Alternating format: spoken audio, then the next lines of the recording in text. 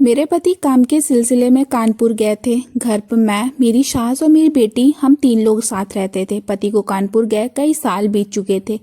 मैं हर दिन उनके लौटने का इंतजार करती थी। शुरुआत में वो फोन किया करते थे, लेकिन धीरे धीरे उनका फोन आना भी बंद हो गया था। दिन ब दिन मेरा मन बेचैन होता जा रहा था। अकेलापन मुझे अंदर से तोड़ने लगा। जिंदगी बेकार और सूनी लगने लगी। ऐसा लगता था जैसे कोई तो होना चाहिए जिससे मैं अपनी खुशी और गम बांटूं। इसी बीच हमारे पड़ोस में मनीष नाम के एक किराएदार रहने आए। धीरे धीरे उनसे मेरी जान पहचान हुई। उनका स्वभाव शांत और अच्छा था। उनसे बात करके मन को सुकून मिलता था।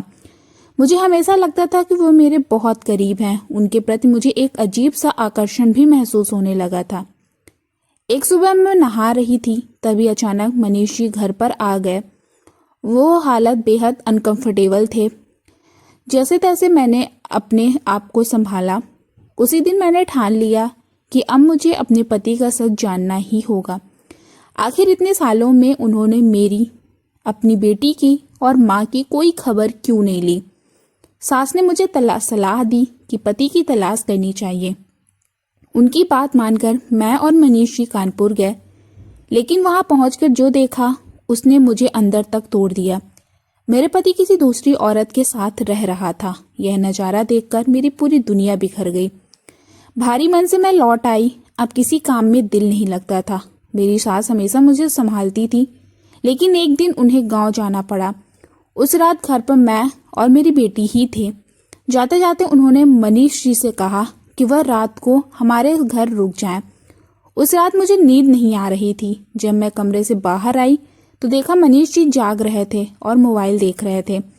हम दोनों बातें करने लगे। बातों बातों में हमने उनसे मोबाइल पर एक फिल्म रोमांटिक देखनी शुरू की, लेकिन वो फिल्म बहुत ही रोमांटिक थी। माहौल ऐसा बना कि मनीष जी अपने आप को रोक नहीं पाए और मैं भी उन्हें रोक नहीं सकी। उसके बाद उन्होंने दोपहर के करीब 3 बज रहे होंगे। बाहर तेज धूप थी। घर के अंदर फैन चलने की वजह से थोड़ी ठंडक महसूस हो रही थी, लेकिन गर्मी तो ठीक है, फैन या कूलर चलाकर उसे दूर किया जा सकता है, पर दिल का क्या। दिल को किसी भी तरह शांत नहीं हो रहा था।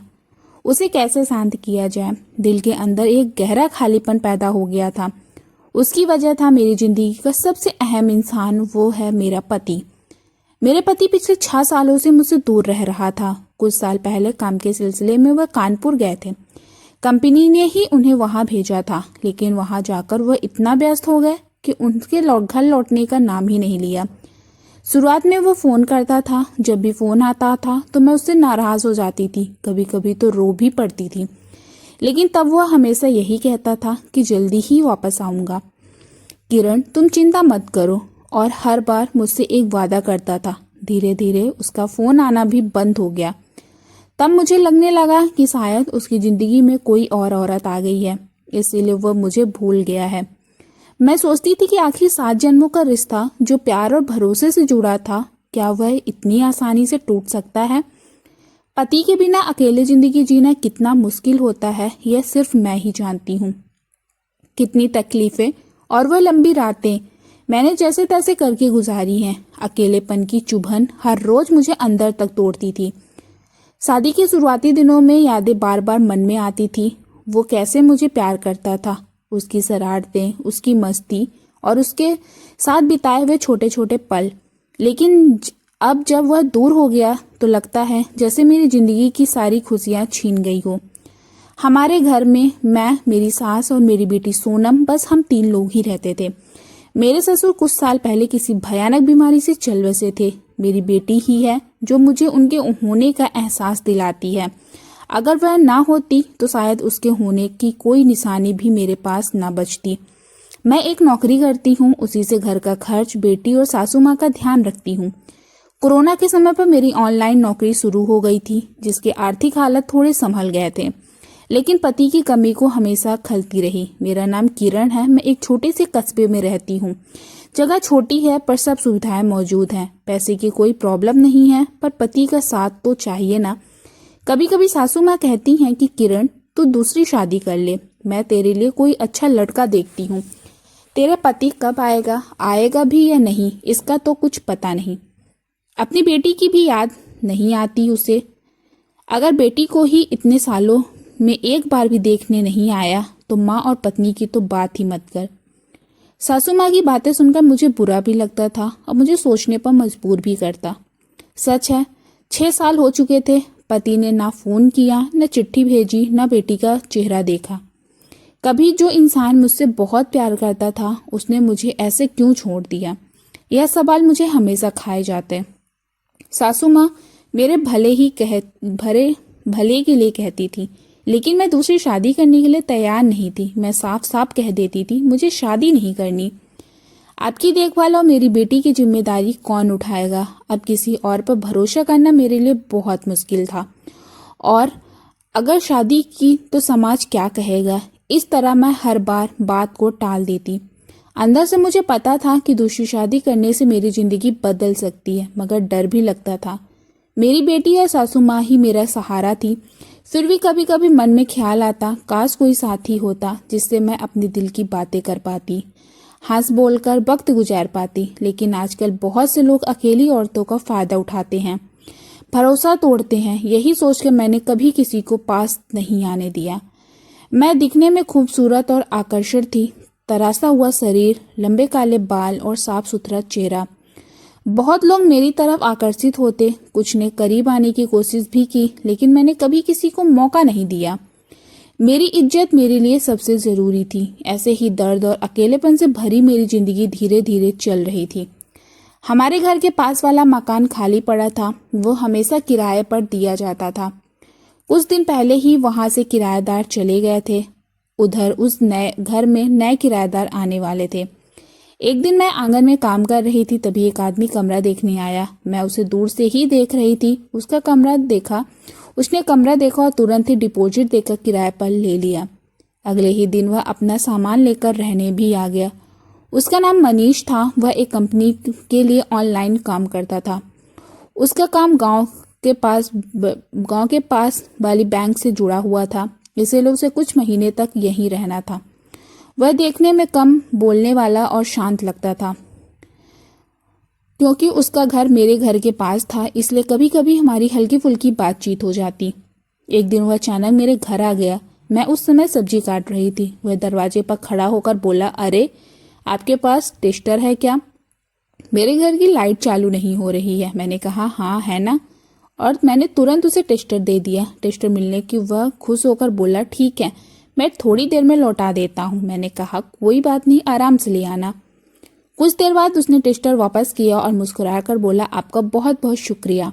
अच्छा हुआ लाइट ठीक हो गई, नहीं तो मुझे सारी रात अंधेरे में ही बैठना पड़ता। मैं भी मुस्कुराकर बोली, अरे हम पड़ोसी हैं मनीष जी, आपको जो भी चाहिए बेझिझक कह देना। वह मुस्कुराया और शुक्रिया कहकर चला गया। अब धीरे धीरे हमारी बातचीत बढ़ने लगी। मेरी बेटी कभी कभी उसके घर खेलने चली जाती और उसे बुलाने के बहाने मुझे भी वहां जाना पड़ता। उसी दौरान मनीष से थोड़ी बहुत बातें हो जाती थी। उसका नाम उसके स्वभाव की तरह ही शांत और सौम्य था। वह शादीशुदा है या नहीं है मुझे पता नहीं था, लेकिन वह अकेले ही रहता था। उसके चेहरे से कभी नहीं लगता था कि उसे अकेलेपन में कोई तकलीफ है। एक दिन दोपहर का समय था। वो अपने घर के दरवाजे पर खड़ा था। आसपास कोई नहीं था। मैं जानबूझकर उसके पास गई और पूछा, अरे आप अकेले ही रहते हैं? आपका परिवार कहाँ है? वह हल्का सा मुस्कुराया और बोला, नहीं, मेरा अब कोई परिवार नहीं है। फिर थोड़ी देर चुप कर रहकर गंभीरता से बोला, मेरी शादी हुई थी, लेकिन मेरी पत्नी अब इस दुनिया में नहीं है। हमारी शादी को सिर्फ 1 साल ही हुआ था और वह मुझे छोड़कर चली गई। यह कहते समय मनीष के चेहरे पर गहरा दर्द झलक पड़ा। फिर भी वह हल्का सा मुस्कुरा रहा था। उसके मन का दर्द मैं साफ महसूस कर सकती थी। शायद उससे भी मेरे हालात के बारे में पता था। मेरे पति पिछले 6 सालों से घर लौट कर नहीं आया। शायद इसीलिए उसने मेरे बारे में ज्यादा पूछताछ नहीं की। सुबह का समय था तो मैंने उससे पूछा, आपने चाय पी है? वह बोला, नहीं, मैं कभी कभी ही चाय पीता हूँ। मैंने कहा, तो आज मेरी हाथ की चाय पी लीजिए। वह बोला, नहीं नहीं, क्यों, आपको तकलीफ दूं? मैंने जिद की, अरे लीजिए ना, क्या फर्क पड़ेगा, आपके साथ भी मुझे भी चाय पीने का बहाना मिलेगा। आखिर उसने हामी भर दी और उसे घर के अंदर लाई, सोफे पे बैठने को कहा। फिर मैं किचन में जाकर चाय बनाने लगी। उसी समय मेरी सास बाहर गई हुई थी। मैं अदरक वाली चाय बनाई। मनीष ने चाय पीते हुए कहा, कितने दिनों के बाद इतनी अच्छी चाय पीने को मिली। यहाँ की दुकानों या होटलों में इतनी बढ़िया चाय मिलती ही नहीं है। उस समय घर में टीवी भी चालू था। उस पर मैंने एक फिल्म लगा रखी थी। मैं बीच बीच में टीवी को भी देख लेती। अचानक फिल्म में एक रोमांटिक सीन शुरू हो गया। हीरो ने हीरोइन को पास खींचा, उसे गले लगाया और उसके ओंठों पर हल्का सा किस किया। यह सीन देखकर मैं छेप रह गई। मनीष ने भी वह सीन देखा, लेकिन उसने नजरें फेर कर अनदेखा करने की कोशिश की। फिर भी उसकी आंखों में हल्की बेचैनी साफ दिख रही थी। थोड़ी देर बाद वह बोला, ठीक है, अब मैं चलता हूँ, चाय के लिए शुक्रिया। मैंने कहा, अरे इसमें शुक्रिया कैसा, अच्छा हुआ कभी फिर आइएगा मेरी हाथ की चाय पीने। वह मुस्कुराकर बोला, हाँ जरूर, और चला गया। मैं सोफे पर बैठकर टीवी देखने को कहा। फिर मैं किचन में जाकर चाय बनाने लगी। उस समय मेरी सास बाहर गई हुई थी। मैं अदरक वाली चाय बनाई। मनीष ने चाय पीते हुए कहा, कितने दिनों के बाद इतनी अच्छी चाय पीने को मिली। यहाँ की दुकान या होटलों में इतनी बढ़िया चाय मिलती ही नहीं है। उस समय घर में टीवी भी चालू थी। उस पर मैंने एक फिल्म लगा रखी थी। मैं बीच बीच में टीवी की ओर देख लेती। अचानक फिल्म में एक रोमांटिक सीन शुरू हुआ। हीरो ने हीरोइन को पास खींचा, उसे गले लगाया और उसके होठों पर हल्का सा किस किया। यह सीन देखकर मैं छिप गई। मनीष ने भी वह सीन देखा, लेकिन उसने नजरें फेर कर अनदेखा करने की कोशिश की। फिर भी उसकी आंखों में हल्की बेचैनी साफ दिख रही थी। थोड़ी देर बाद वह बोला, ठीक है, अब मैं चलता हूँ, चाय के लिए शुक्रिया। मैंने कहा, अरे इसमें शुक्रिया कैसा, अच्छा हुआ कभी फिर आइएगा मेरे हाथ की चाय पीने। वह मुस्कुराकर बोला, हाँ जरूर, और चला गया। मैं सोफे पर बैठकर टीवी देखती रही। फिल्म में वही रोमांटिक सीन चल रहा था। हीरो हीरोइन को बहुत प्यार से गले लगाए हुए था। यह देखकर मेरा मन भी कुछ बेचैन हो गया। ऐसा लग रहा था जैसे उस हीरोइन की जगह मैं ही हूँ। फिर एक दिन सुबह मुझे उठने में देर हो गई थी। मैं जल्दी से अपनी बेटी को उठाया, उसके लिए टिफिन बनाया और उसे स्कूल भेज दिया। सासू माँ को रोज 9 बजे मंदिर जाने की आदत थी, इसीलिए वो भी नहाकर तैयार हो गई और मंदिर निकल गई।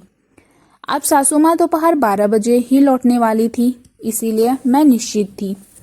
मैं मजे से चाय पी और फिर नहाने के लिए पानी गर्म किया। नहाना मुझे बहुत पसंद है। अलग अलग साबुन और शैम्पू का इस्तेमाल करते हुए मैं घंटे तक नहाया करती थी। उस दिन भी वैसा ही कर रही थी। इतने में अचानक मेरे कानों में कुछ आवाज आई। शुरू में मैंने ध्यान नहीं दिया। सोचा गली में किसी की आवाज होगी, लेकिन वही आवाज फिर से आई। अब तक आवाज जानी पहचानी लगी। मैंने तुरंत नल बंद किया तो आवाज और साफ सुनाई दी। सुनिए किरण जी, कहाँ हैं आप? मुझे तुरंत समझ आ गया कि पड़ोस के मनीष जी आए हैं। अब तो मैं मुश्किल में पड़ गई। मैं बाथरूम में थी। वही मैं जोर से आवाज लगाकर जवाब दिया, हाँ बोलिए ना, क्या काम है? लेकिन उन्होंने फिर पूछा, किरण जी कहाँ हैं आप? आइए ना इधर। शायद उन्हें यह पता नहीं था कि मैं बाथरूम में हूँ। उन्हें लगा होगा कि मैं रसोई में काम कर रही हूँ। मेरे मुंह से यह कहने की हिम्मत नहीं हो रही थी कि मैं नहा रही हूँ, पर दूसरा कोई चारा भी नहीं था। इसलिए मैंने कहा, मनीष जी आप वहीं बैठिए, मैं आती हूँ थोड़ी देर में। वो बोले, ठीक है। उनकी आवाज मुझे साफ सुनाई दे रही थी। मैंने फटाफट तैयार होने लगी। उस दिन मैं बाल भी धोए थे, इसीलिए भीगे बालों में टपकती हुई पानी की बूंदें मुझे महसूस हो रही थी। बाहर मनीष जी थे, इसीलिए मुझे बाथरूम में ही कपड़े पहनने पड़े। साड़ी संभालते हुए थोड़ा समय लग गया था, लेकिन जैसे तैसे मैं संभाल लिया। आखिरकार मैं धीरे धीरे बाहर आई। मनीष जी हॉल में कुर्सी पर बैठे थे। मुझे देखते ही वे खड़े हो गए। मैंने कहा, अरे बैठिए ना। वह तुरंत बैठ गए, लेकिन उनकी नज़र मुझ पर ही टिकी रही। अभी अभी मैं नहाकर आई थी, इसी वजह से मेरा रूप निखार आया था। मेरे चेहरे और शरीर पर पानी की बूंदें चमक रही थी, जो मेरी खूबसूरती को और भी बढ़ा रही थी। उन्होंने कहा, ये लीजिए। मैंने पूछा, क्या है?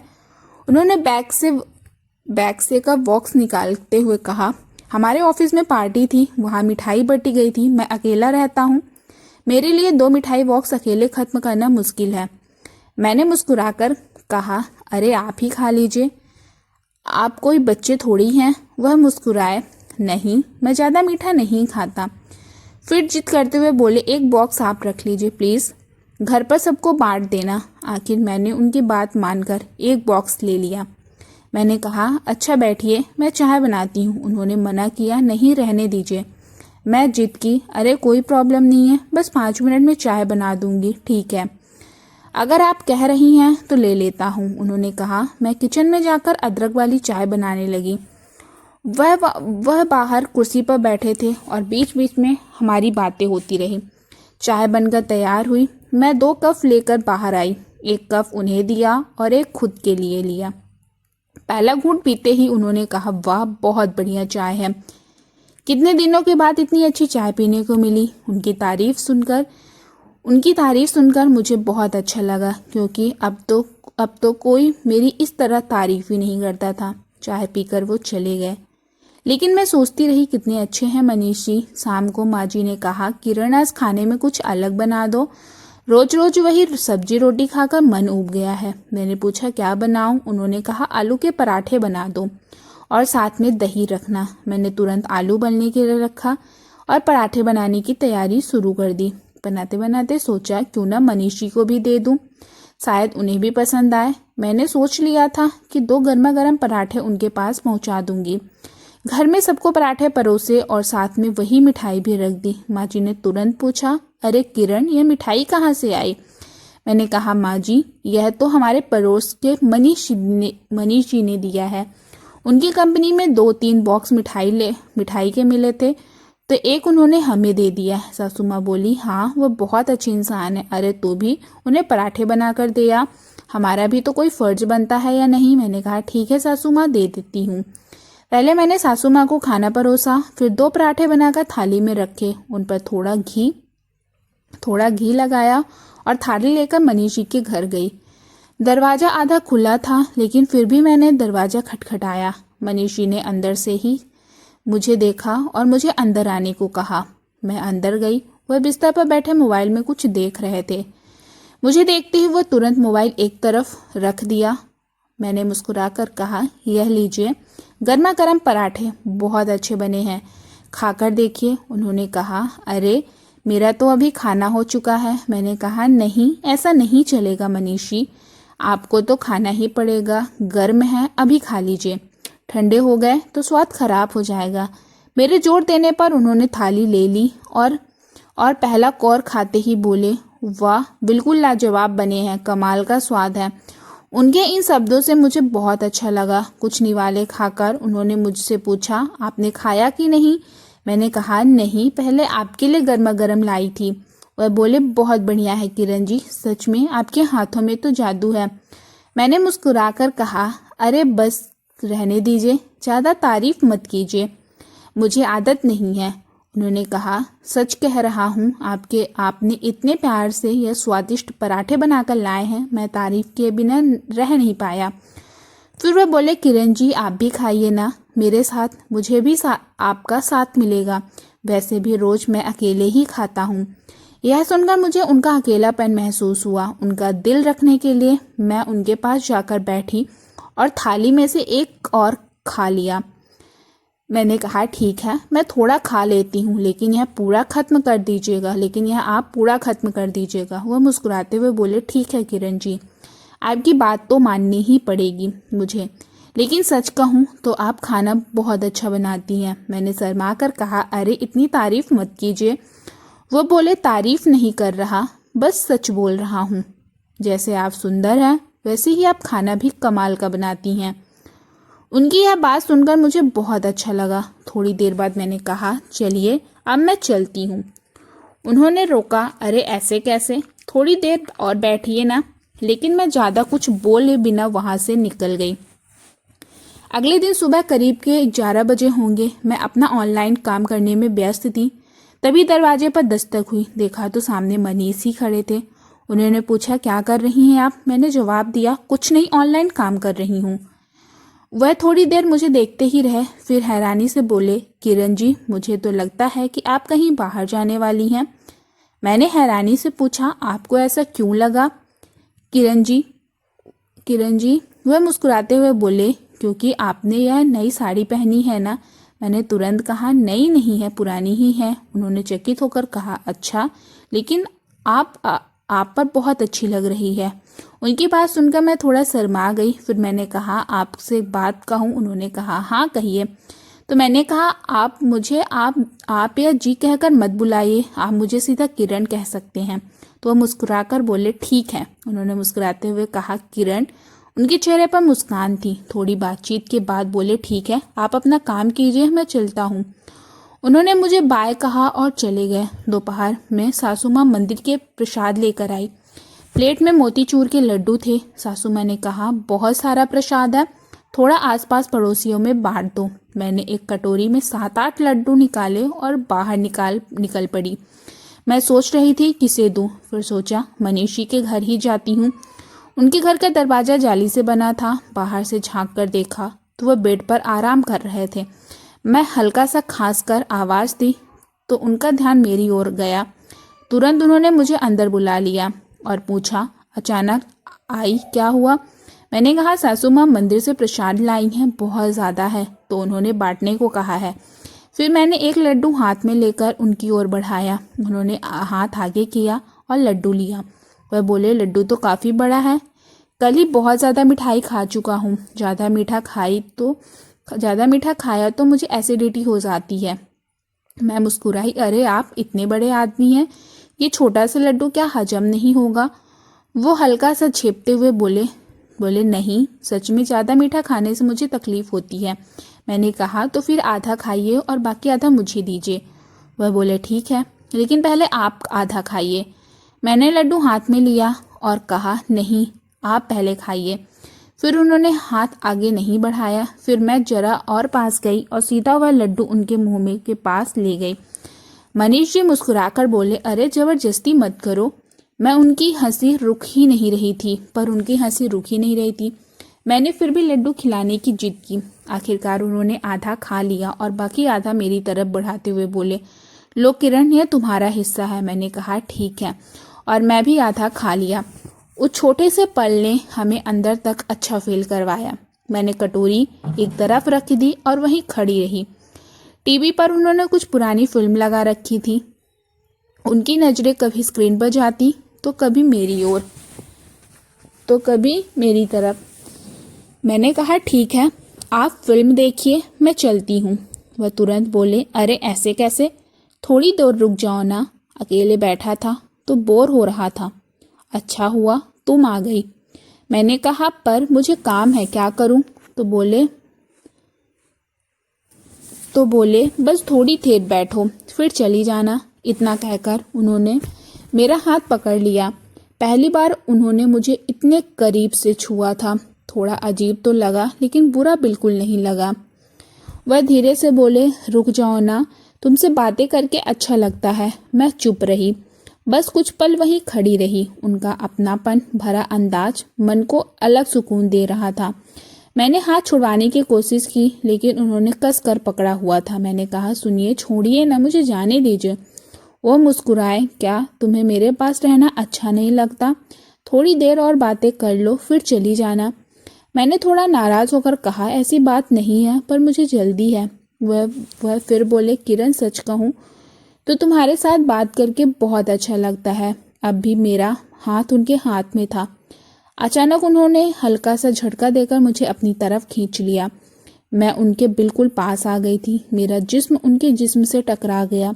उस पल मैं थोड़ी सी घबरा गई, पर दिल में एक मीठी सी हलचल भी थी उठी। उन्होंने मेरा हाथ छोड़ दिया और उनका एक हाथ मेरी कमर पर आ गया और दूसरा हाथ मेरे कंधे से पेट तक सरक रहा था। उस छुबन से मैं कांप सी गई। चेहरे पर हल्की सी शर्म थी। उन्होंने धीमे स्वर से कहा, किरण, एक बात कहूँ? मैंने जवाब दिया, हाँ कहिए। वो बोले, तुम बहुत खूबसूरत हो। तुम्हारी आंखों को देखता हूँ तो बस उसमें डूब जाना चाहता हूँ। उनके इन शब्दों से मैं बुरी तरह सहर उठी। मेरे दिल की धड़कनें तेज होने लगी। मेरी नजरें झुकी हुई थी। उन्होंने धीरे से मेरा चेहरा ऊपर उठाया। हमारे चेहरे बहुत पास आ गए थे। कुछ पल खामोशी छाई गई और अचानक उन्होंने अपने ओंठ मेरे ओंठ से बिल्कुल करीब लाए। मैं पत्थर जैसे खड़ी थी। उनका स्पर्श मेरे अंदर की गहराई को सहला गया। उन्होंने मेरे होंठ को हल्के से किस किया। पूरे बदन में जैसे बिजली दौड़ गई। प्लीज नहीं, ऐसा मत कीजिए, मैं घबरा कर कहा। अरे कोई घर में आ गया तो हमें ऐसे देख लेगा। यहाँ तुम्हारे अलावा कोई नहीं आता, उन्होंने धीरे से कहा और मेरे बालों को कानों के पीछे किया। अब उनके हाथ मेरे पीठ पर इधर उधर घूम रहे थे। मेरे मन में ख्याल आ रहे थे, क्या ये सही है? लेकिन उनके हर स्पर्श में एक अजीब सा आकर्षण और विश्वास जाग रहा था। अभी मेरी साड़ी का पल्लू धीरे धीरे हटाने लगे। मैं शर्म और घबराहट से हल्की सी कांप रही थी। उन्होंने मेरे गालों पर होठों से हल्का से स्पर्श किया और मेरे पूरे बदन में फिर से सिरहान दौड़ पड़ी। उनके इस स्नेहमय व्यवहार से मैं कुछ पल के लिए खुद को भूल बैठी। उनके साथ मेरी पीठ पर घूम रहे थे, उनके हाथ मेरे पीठ पर घूम रहे थे। तभी मेरे दिल में मुझे कहा, किरण, यह पल खास है, इसे संभाल कर रख। मैंने अपना पल्लू ठीक किया और उनकी आंखों में देखते हुए कहा, मनीष जी, जो कुछ आप कर रहे हैं वह मुझे भी चाहिए।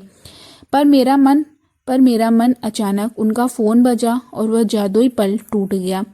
उन्होंने फ़ोन उठाया और उनके बॉस का कॉल था। थोड़ी देर बाद बात करके उन्होंने फ़ोन रखा और तुरंत मेरी तरफ आए। कहने लगे, सॉरी किरण, प्रोजेक्ट से जुड़ा ज़रूरी कॉल था, इसीलिए उठाना पड़ा। मैंने कहा, ठीक है, मुझे समझ में आया, लेकिन फिर मैंने कहा, अब मुझे चलना चाहिए, कुछ काम है। वो मुझे रोकना चाहते थे। मैं दरवाजे की ओर मुड़ी और बाहर निकल आई। घर पहुंचने पर सासू माँ खाने की मेज पर बैठी थी। मैंने उनकी थाली उठाई। उन्होंने पूछा, कहाँ गई थी, इतना देर क्यों लगी? मैं कुछ बोलना चाहती थी पर शब्द गले में अटक गया। फिर मैंने घर का काम करना शुरू किया, लेकिन दिमाग में तूफान मचा हुआ था। मैंने ठान लिया था कि सासू माँ से बात करनी ही पड़ेगी। रात को सब काम निपटाकर मैं उनके कमरे में गई। मैंने उनसे कहा, माँ जी, मुझे एक बार कानपुर जाकर सब देखना है। कितने साल हो गए हैं आपके बेटे को गए हुए। मुझे देखना है वो कहाँ है, कैसे है। लोग कहते हैं कि उन्होंने दूसरी शादी कर ली है। यह सच है या झूठ, मुझे अपने आंखों से देखना होगा। हम इतने सालों से उनका इंतजार कर रहे हैं, लेकिन क्या उन्हें कभी अपने परिवार की, अपनी बेटी की याद नहीं आई? ऐसा क्या हो गया कि एक बार भी वह हमसे मिलने नहीं आए? सासू माँ कुछ पल चुप रही और फिर बोली, किरण, तुम बिल्कुल सही कह रही हो। उसे एक बार जाकर पूछना चाहिए। मैं भी तेरे साथ चलती, पर अब मेरी सेहत साथ नहीं देती। मैं यही रहकर मेरी पोती का ख्याल रखूंगी। तू कानपुर जा, पर इतने बड़े शहर में तो उसे ढूंढेगी कैसे? मुझे तो कानपुर के बारे में कुछ पता भी नहीं। मैंने जवाब दिया, माँ जी, मैं चाहे जैसी भी, लेकिन उसे ढूंढ ही लूंगी। जब तक मैं यह नहीं देख लेती कि वह किस हाल में है, मुझे चैन नहीं मिलेगा। और हाँ, मैंने अपने भविष्य के बारे में एक फैसला किया है, लेकिन वह मैं आपको कानपुर से लौटने के बाद ही बताऊंगी। यह सुनकर सासू माँ बहुत खुश हुई। उन्हें पता था कि मैं जो फैसला लूंगी सही ही होगा। आपने इतने सालों के अनुभव से वह मुझे अच्छी तरह समझती थी। मेरे सोचने समझने के स्वभाव से वह भली भांति जान ही थी। सासू माँ ने भावुक होकर कहा, किरण, जो भी फैसला करेगी मैं पूरी तरह तुम्हारे साथ हूँ। अभी तो तेरी पूरी जिंदगी पड़ी है, तू कोई बूढ़ी नहीं हुई है। मुझे तुझे इस हाल में देखकर बहुत दुख होता है। मैं तो रोज भगवान से प्रार्थना करती हूँ कि मेरी किरण के दिन बदल जाए, उसका दुख दूर हो जाए। मुझे पता था तू कभी अपने दिल की बात मुझसे नहीं कहती, लेकिन मैं तेरी सास हूँ ना, मैं सब समझती हूँ। सासू माँ इतना सब कह ही रही थी, तभी मुझे लगा कि शायद उन्हें मेरे और आशीष के बारे में कुछ पता चल गया है। कहते हैं ना, चाहे कितना भी छुपाओ, सच ज़्यादा देर तक छुपा नहीं रहता। आज मैंने तैयारी शुरू कर दी। तय किया कि कल मैं कानपुर जाकर अपने पति का सच सामने लाऊंगी। लेकिन कानपुर इतना बड़ा शहर था, वहाँ कहाँ जाऊंगी, कैसे अपने पति को ढूंढूंगी, यही सवाल बार बार दिमाग में घूम रहा था।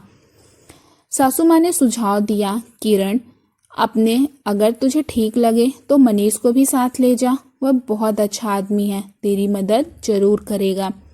सासू माँ की बात यह मुझे बहुत अच्छी लगी। फिर मैं मनीष जी को बुलाने उनके घर गई।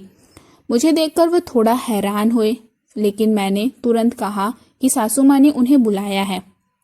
मनीष जी तुरंत हमारे घर आ गए। सासू माँ ने उन्हें सब कुछ बता दिया। अगले दिन हम दोनों कानपुर के लिए निकल पड़े। हमारे गांव से कानपुर की दूरी लगभग 18 घंटे की थी। हमने बस से सफ़र किया क्योंकि ट्रेन के टिकट अचानक मिल पाना मुश्किल था।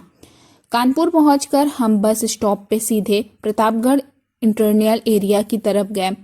मुझे बस यही जानकारी थी कि मेरा पति वहां की एक कंपनी में काम करता है। कंपनी का नाम था पंकज टेक्सटाइल। मैं और मनीष जी कंपनी के गेट पर पहुंचे, लेकिन हमारे पास विजिटिंग के लिए अपॉइंटमेंट नहीं थी, इसीलिए वॉचमैन ने हमें अंदर जाने नहीं दिया। शायद वह कंपनी का मेन ऑफिस था। हम वहां शाम करीब 6 बजे पहुंचे थे। तब तक ज़्यादातर एम्प्लॉय और मैनेजर अपने घर जा चुके थे। वॉचमैन ने कहा, मैं यहाँ नया हूँ, मुझे ज़्यादा लोग नहीं जानते, आप लोग कल सुबह 11 बजे आइए। उसकी बात सुनकर हम वहाँ से निकल पड़े। अब सवाल था कि जाए तो जाए कहाँ। मनीष जी को कानपुर के बारे में थोड़ी बहुत जानकारी थी, इसीलिए उन्होंने हमारे लिए किसी छोटे होटल में कमरा लेने की कोशिश की। आखिरकार पास की ही एक होटल मिल गया। उन्होंने वहाँ एक रूम बुक करवाया। होटल करीब होने की वजह से हम 7:30 बजे तक पहुँच गए। होटल में खाने और पीने और रहने की अच्छी व्यवस्था थी और दाम भी वाजिब था, इसीलिए हम निश्चित हो गए। होटल पहुंचकर हमने रजिस्ट्रेशन किया। फिर एक काले कोट वाले कर्मचारी ने हमें कमरा दिखाया। कमरा बहुत अच्छा था। मेरी जिंदगी में पहली बार मैं किसी होटल में ठहरने वाली थी। कमरे में पानी की अच्छी व्यवस्था थी। वॉशरूम साफ सुथरा था। बड़ी खिड़कियों से कमरा और भी रोशन लग रहा था। मैंने खिड़की के पर्दे हटाए तो बाहर का नज़ारा बहुत अच्छा लगा।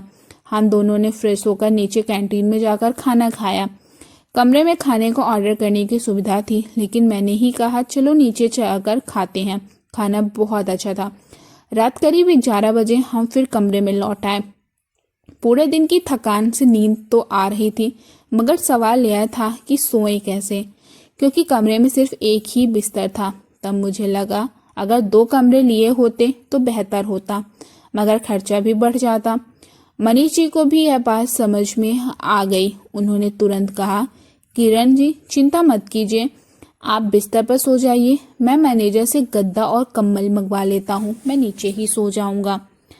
मैंने उन्हें रोकते हुए कहा, नहीं आप बिस्तर पर सोइए, मैं नीचे सो जाऊंगी। लेकिन उन्होंने मेरी बात मानी ही नहीं। हमारे बीच इस बात का तू मैं शुरू हो गई। वह कहते आप ऊपर सोइए और मैं कहती नहीं आप ऊपर सोइए। आखिरकार कहती नहीं आप ऊपर सोइए। आखिरकार तंग आकर मैंने ही कहा, ठीक है चलिए आज के लिए एडजस्ट कर लेते हैं, हम दोनों बिस्तर पर सो जाते हैं, डबल बेड है, जगह भी काफ़ी है। फिर हम बिस्तर पर दोनों सिरे पर जाकर लेट गए। हमारे बीच इतनी दूरियां थी मानो वहां भारत पाकिस्तान का क्रिकेट मैच हो सकता है। हम दोनों पलंग के बिल्कुल अलग अलग कोनों में थे। दिन भर की थकान से हमें तुरंत नींद आ गई। सुबह जब मेरी आंख खुली, खिड़की से धूप अंदर आ रही थी। मैंने बगल में देखा तो मनीष जी बिस्तर पर नहीं थे। मैंने सोचा शायद बाथरूम में होंगे, इसीलिए ज़्यादा ध्यान नहीं दिया। लेकिन जब दाईं ओर नज़र डाली तो देखा कि मनीष जी नीचे जमीन पर चादर बिछाकर सोए हुए थे। उन्हें देखकर मैंने माथे पर हाथ मारा और सोचा, अरे ये कैसे इंसान है? क्या मैं कोई चुड़ैल थी जो उनके ऊपर चढ़ बैठती? क्या फ़र्क पड़ जाता अगर बिस्तर पर ही सोए रहते? लेकिन छोड़ो, वो आराम से सो रहे थे और जोर जोर के खर्राटे ले रहे थे। उनकी इस हरकत से मेरे मन में उनके लिए इज्जत और भी बढ़ गई, क्योंकि रात भर हम एक ही कमरे और एक ही बिस्तर पर थे। कोई दूसरा मर्द होता तो शायद हालात का गलत फायदा उठाता या मजाक करता, लेकिन मनीष जी इतने अच्छे इंसान निकले कि उन्होंने मुझे चैन से सोने दिया और खुद नीचे जमीन पर सो गए। मैं तैयार हुई और फिर उन्हें भी उठाया। हम दोनों ने नाश्ता किया और होटल से बाहर निकल आए। निकलते वक्त बिल चुका दिया ताकि औपचारिकता पूरी हो जाए। सोचा ज़रूरत पड़ी तो यहीं वापस आ जाएंगे। मुकेश जी और मैं सीधे पंकज टेक्सटाइल के ऑफिस के पास पहुंचे। उस समय करीब 11 बजे होंगे। वहां पहुंचकर वॉचमैन से पूछा। आज वहां कोई और ही वॉचमैन था, कल वाला नहीं था। नए वॉचमैन ने अंदर फ़ोन करके हमें एंट्री दी। जैसे ही हम अंदर गए, मेरा दिल जोर जोर से धड़कने लगा। मन में बार बार यही ख्याल आ रहा था, अगर मेरा पति यहाँ मिला तो उससे क्या कहूँगी। कितने साल हो गए हैं उसे देखे हुए। बाकी सब सवाल पीछे छूट गए थे। मैं सिर्फ उससे मिलने के ख्यालों में खो गई थी। हम एक बोर्डिंग रूम में बैठा दिया गया। थोड़ी देर बाद एक लड़का आया और हमें मैनेजर केबिन में ले गया। वहां पहुंचकर मैंने मैनेजर से बातचीत शुरू की और अपने पति का नाम बताया। मैनेजर ने कहा वह पहले यहाँ काम करते थे, लेकिन 3 साल पहले उन्होंने कंपनी छोड़ दी। यह सुनकर मैं बहुत उदास हो गई। मैंने उनसे पूछा, क्या आप बता सकते हैं कि वो कहाँ रहते हैं? उनका पता मिल सकता है क्या? लेकिन मैनेजर ने साफ शब्दों में मना कर दिया। मैडम, यह एक व्यक्तिगत जानकारी है और हम इसे साझा नहीं कर सकते। मैं उन्हें बहुत विनती की, अपनी हालात बताए और अपना दर्द सामने रखा। तब उन्होंने कहा, ठीक है, मैं आपको एक पता दे सकता हूँ, लेकिन यह पता मैं आपको ऑफ द रिकॉर्ड दे रहा हूँ। प्लीज़ यह बात किसी को मत बताइए कि यह मैंने दिया है। मैं आपके हालात को समझकर मदद कर रहा हूँ। आप भी इस बात की गंभीरता समझिए। मैंने उनका शुक्रिया अदा किया और उन्हें यकीन दिलाया कि यह बात सीक्रेट ही रहेगी। अब जब मुझे पता मिल गया तो मेरी उम्मीद फिर से जाग गई। मेरे पति एक फ्लैट में रहते थे। मनीष जी और मैं उस फ्लैट में पहुंचे। दरवाजे की बेल बजाने से पहले मनीष जी ने एक छोटा सा प्लान बना लिया था। बेल बजाते ही मेरा दिल जोर जोर से धड़कने लगा। काफ़ी देर तक बेल बजाने पर भी दरवाज़ा नहीं खुला तो मैंने फिर से बेल बजाई। इस बार दरवाज़ा खुला, लेकिन एक औरत ने दरवाज़ा खोला। मैंने उसे गौर से देखा। वह मेरे लिए पूरी तरह अनजान थी। मनीष जी ने विनम्रता से कहा, मैडम, क्या आपके पति घर पर हैं? हम पंकज टेक्सटाइल से आए हैं। आपके पति पहले वहाँ काम करते थे। कंपनी की ओर से उनके कुछ सेटलमेंट बाकी है, उसी को पूरा करने के लिए हम यहाँ आए हैं और हमें उनकी कुछ जानकारी चाहिए। वो औरत थोड़ी देर सोच में पड़ी, फिर उसने अंदर मुड़कर जोर से आवाज़ लगाई, विवेक, देखो कौन आया है। कुछ देर में दरवाजे पर एक आदमी आया। मैं बस उसे ही देखती रह गई, क्योंकि वह मेरा ही पति था। उसे देखते ही मेरा दिल और जोर से धड़कने लगा। दिल में दर्द भी था और गुस्सा भी। मेरा दिल कह रहा था तुरंत उससे सवाल करूं कि तू मुझे इतने सालों में छोड़कर दूसरी औरत के साथ यहाँ रह रहा है, क्या तुझे मेरी याद कभी नहीं आई? लेकिन यह सब कहने से कोई फ़ायदा नहीं था। अगर उसे मेरी परवाह होती तो वह मुझे कभी छोड़कर नहीं जाता। मैंने अपना मुंह स्कार्फ से ढका हुआ था, इसीलिए उसने मुझे पहचाना नहीं। मनीष जी ने अपना प्लान आगे बढ़ाया और बोला, कंपनी ने तय किया है को आपको चेक और आपकी पत्नी के लिए कुछ गिफ्ट दिए जाएंगे। प्लीज़ आप दोनों अपना नाम और नंबर इस डायरी में लिख दीजिए। अगले महीने हम आपसे कांटेक्ट करेंगे, तब आपको कंपनी आकर चेक और गिफ्ट लेना होगा। विवेक और वह औरत एक दूसरे को देखकर थोड़े हैरान थे, लेकिन अंत में विवेक ने अपना नाम और उस औरत का नाम डायरी में लिखा। उसने वहां साइन किए और वो औरत भी अपने नाम के आगे साइन करने लगी। यह सब देखकर मेरा दिल बुरी तरह टूट गया। इतने सालों में से मैं सिर्फ अपने पति की यादों में जी रही थी और यहाँ वह किसी और औरत के साथ रह रहा था। इतना बड़ा फ्लैट, शायद उन्होंने शादी भी कर ली हो, क्योंकि शादी के बिना वह औरत उसके साथ कैसे रहती। उस पल तो मेरे ऊपर गम का पहाड़ ही टूट पड़ा।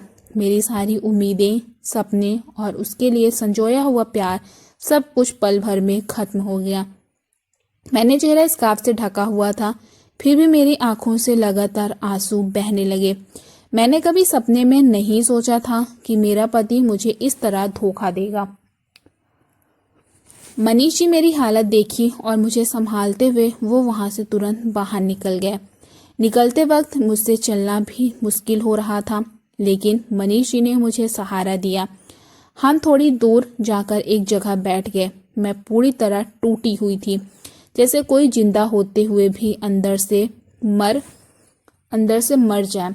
मैं चुपचाप बैठी रही। मनीष जी ने अपने बैग से पानी की बोतल निकाली और मुझे 2 घूंट पानी पिलाया। मुझे पहले से ही अपने पति पर थोड़ा बहुत शक था, लेकिन वह इतना बड़ा कदम उठाएगा यह मैंने कभी सोचा भी नहीं था। दूसरी शादी कर किसी और औरत के साथ रह रहा था, यह कड़वी सच्चाई अब मेरे सामने थी। करीब 2 घंटे तक मैं वहीं बैठी रही। आखिरकार मनीष जी ने कहा, किरण अब हमें निकलना चाहिए। उनकी बात मानकर हम वहां से उठे और सीधे बस स्टॉप पहुंच गए। गांव जाने वाली बस पकड़ी। मेरा दिल दर्द से इतना भरा था कि रास्ते में कौन क्या बोला रहा था, क्या हो रहा था, मुझे कुछ दिखाई ही नहीं दे रहा था। बस में बहुत भीड़ थी। मैं खिड़की वाली सीट पर बैठ गई। मेरे बगल में एक बुजुर्ग अम्मा आ जाकर बैठी, जिसकी जगह और भी कम हो गई, लेकिन मुझे उसकी परवाह भी नहीं थी। थकान में मुझे नींद आने लगी। मेरा सिर अनजाने में मनीष जी के कंधे पर टिक गया। घर पहुंचने के बाद मैंने सारी बात अपनी सास को बताई। वह भी यह सब सुनकर बहुत मायूस हो गई। उन्हें भी अंदाजा नहीं था कि उनका बेटा इस तरह का कदम उठा सकता है। उस दिन के बाद मेरा दिल कहीं भी नहीं लगता था। किसी चीज़ में कोई इंटरेस्ट नहीं था। मेरी हालत देखकर सास मुझे दिलासा देती रही कि मनीष जी हमेशा मेरे आसपास रहकर मेरी मदद करते। एक दिन सासू माँ ने मुझसे कहा, किरण मुझे एक दिन के लिए गांव जाना है, अपनी बहन के पास। मैंने कहा, पर माँ जी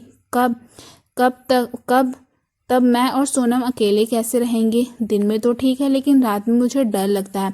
सासू माँ बोली, ठीक है किरण, मैं मनीष से कहती हूँ, वह हाल में सोएगा। तुम और सोनम अपने कमरे में सो जाना। मैंने हामी भर दी। दूसरे दिन सासू माँ गाँव चली गई। शाम को मैंने मनीष जी से कहा, आप यहीं खाना खा लीजिएगा। खाने के बाद मैं अपनी बच्ची सोनम के साथ कमरे में सोने चली गई, लेकिन मुझे नींद ही नहीं आ रही थी। मनीष जी हाल में सो रहे थे। नींद न आने पर मैंने सोचा थोड़ा बाहर जाकर आऊं। जैसे ही मैं हॉल से बाहर निकली तो देखा मनीष जी जाग रहे थे और मोबाइल देख रहे थे। मैंने पूछा, क्या हुआ मनीष जी, सोए नहीं? उन्होंने कहा, अरे नींद ही नहीं आ रही है, इसीलिए मोबाइल देख रहा हूँ। मैंने कहा, अच्छा, मुझे भी नींद नहीं आ रही, क्या देख रहे हैं मोबाइल में? उन्होंने कहा, कुछ खास नहीं, एक फिल्म देख रहा हूँ, आप भी देखिए अगर चाहे तो। मैं वैसे भी बोर हो रही थी तो मैं उनके पास बिस्तर पर जाकर बैठ गई। हम लगभग 15 मिनट चुपचाप फिल्म देखने लगे। अब फिल्म में एक रोमांटिक गाना शुरू हुआ। हीरो हीरोइन को एक दूसरे को गले लगाकर चूम रहे थे। यह देखकर मुझे बहुत अजीब सा लगा। मैं उठकर जाने लगी और बोली, आप देखिए मैं चलती हूँ। तभी मनीष जी ने मेरा हाथ पकड़ लिया और पास खींचते हुए कहा, कुछ हुआ नहीं है, लेकिन अब होने वाला है किरण। इतना कहते ही उन्होंने मुझे बिस्तर पर लिटा दिया और मेरे करीब आ गए, और फिर हम दोनों एक दूसरे के प्यार में पूरी तरह खो गए। पूरी रात मनीष जी ने मुझे अपने से जुदा नहीं होने दिया। वह रात मेरी जिंदगी की सबसे यादगार रात बन गई। दूसरे दिन सास माँ गाँव से लौट आई। एक सुबह की बात है। मैं रसोई में खाना बनाने की सोच ही रही थी कि अचानक मनीष जी घर आए। सासू माँ भी घर पर ही थी। उन्होंने सुबह सुबह घर आया देखकर मैं थोड़ी चौंक गई। मैं सोचने लगी, इतनी जल्दी यहाँ क्यों आए होंगे? तभी सासू माँ ने कहा, बैठो मनीष, किरण तुम भी आकर बैठो। मैं भी पास जाकर बैठ गई। सासू माँ बोली, किरण तुम्हारे आगे पूरी जिंदगी पड़ी है। विवेक को जो ठीक लगा उसने किया, पर तू क्यों रोज यूं ही मरकर जीना चाहती है? जिंदगी लंबी है बेटी, और उसे खुशी से जीना तुम्हारा हक है। तेरा पति अपनी मर्जी से जी रहा है तो तू क्यों अपनी मर्जी से नहीं जी सकती? मैं उन्हें हैरानी से देख रही थी। वो आगे बोली, मैंने तय किया है कि तेरी और मनीष की शादी करूंगी। चिंता मत कर बेटी, मनीष बहुत अच्छा है, तुझे खुश रखेगा और तेरी बेटी को भी अपनाएगा। मैंने इस बारे में मैंने इस बारे में उससे बात कर ली है, वो तुझे और सोनम को खुशी खुशी स्वीकार करने को तैयार है। सासू माँ की बात सुनकर मैं हैरान रह गई। मनीष जी मेरे सामने सोफे पर बैठे थे। मैंने उनकी ओर देखा तो उन्होंने हल्की स्माइल दी। उनका मुस्कुराता चेहरा देखकर मुझे शर्म और झिझक दोनों महसूस हुए। अब तक मैंने सिर्फ उन्हें एक अच्छे इंसान के रूप में देखा था, लेकिन अब हमारा रिश्ता उससे आगे बढ़ रहा था। सासू माँ के सहारे से हम दोनों अब सच में जीवन साथी बनने वाले हैं। सासू माँ ने मनीष जी को इशारे से पास बुलाया। वो भी आकर उनके पास फर्श पर बैठ गए। सासू माँ ने मेरा हाथ अपने हाथ में लिया और फिर मनीष जी का हाथ मेरे हाथ में रखते हुए बोली, अब जल्द ही तुम्हारी शादी करूँगी, समझे? तुम्हें खुशी से ज़िंदगी बितानी है। एक दूसरे से प्यार करो और एक दूसरे का सहारा बनो। ज़िंदगी बार बार नहीं मिलती, यह एक ही बार मिली है। इसे रोकर मत बिताओ, बल्कि खुशी से जियो। उनके शब्द सुनकर मेरी आंखों से आंसू निकल आए। वह मेरे लिए इतना बड़ा कदम उठा रही थी। उनके लिए उनके दिए सहारे और मनीष जी की नज़रों में दिखती उम्मीदें और प्यार ने मुझे नई ज़िंदगी शुरू करने की ताकत दी। दोस्तों, मुझे उम्मीद है कि आपको हमारी कहानी पसंद आई होगी। अगर कहानी पसंद आई है तो वीडियो को लाइक करें। अगर आप चैनल पर नए हैं तो चैनल को सब्सक्राइब करें और सब्सक्राइब ज़रूर करें, और हाँ, नोटिफिकेशन बेल ज़रूर दबाएं ताकि अगली अपडेट सबसे पहले आपको मिल सके। तब तक आप अपना ख्याल रखें और धन्यवाद। Bye bye.